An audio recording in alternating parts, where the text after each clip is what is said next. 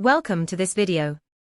This video is about a hypothesis that builds up as follows. At least 50,000 years ago, Amazon natives and the Amazon forest had been the source or origin of early hybrids that had migrated or had been mass delivered to what I will call Sol, that is marked by the large circle.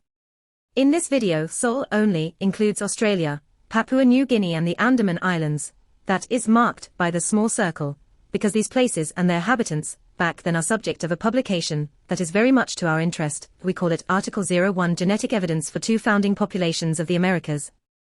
These hybrids were a commercial and mass order, and like it is typical or common for hybrids, the hybridizations had caused morphological characteristics.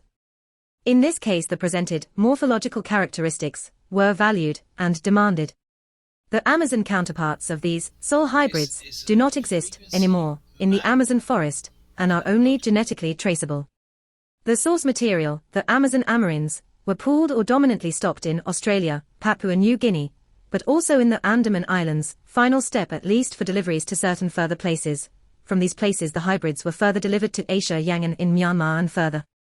The Irrawaddy River, from its river mouth, Yangon, can deliver the ordered hybrids to a region that encompasses a region bigger as the haplogroup D, or O, that includes the most populated countries and region in the world: China, Southeast Asia, Indonesia and India.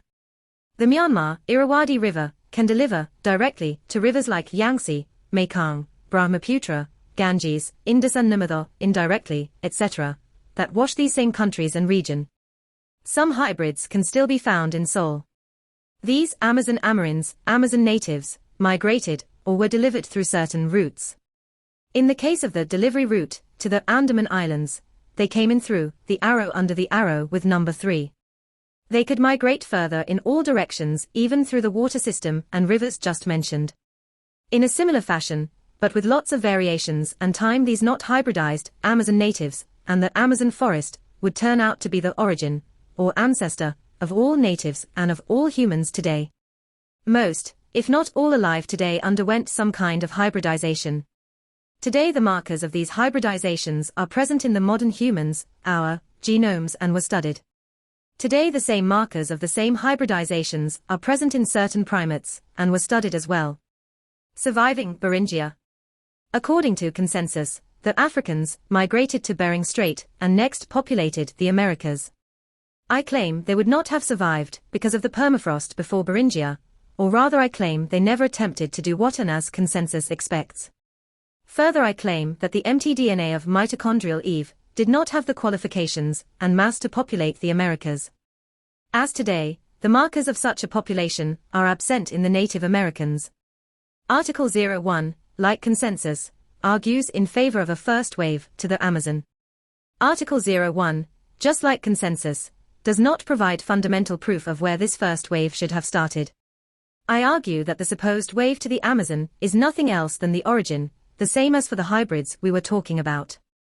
In the case the Amazon is the origin, there is no need to find this supposed first wave to the Amazon. Enriching the forest present in the Amazon.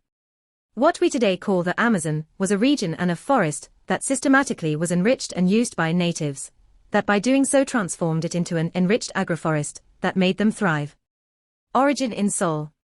If the origin had been in Sol and amongst certain inhabitants of Sol, Australia, Papua New Guinea and the Andaman Islands, the currents would not have taken them to the Americas. Further, their hybrid DNA could not have given rise to the natives, Amazon amarins, Amazon natives, so consequently the Sol hybrids are not the origin of the non-hybridized Amazon natives. Thank you for watching.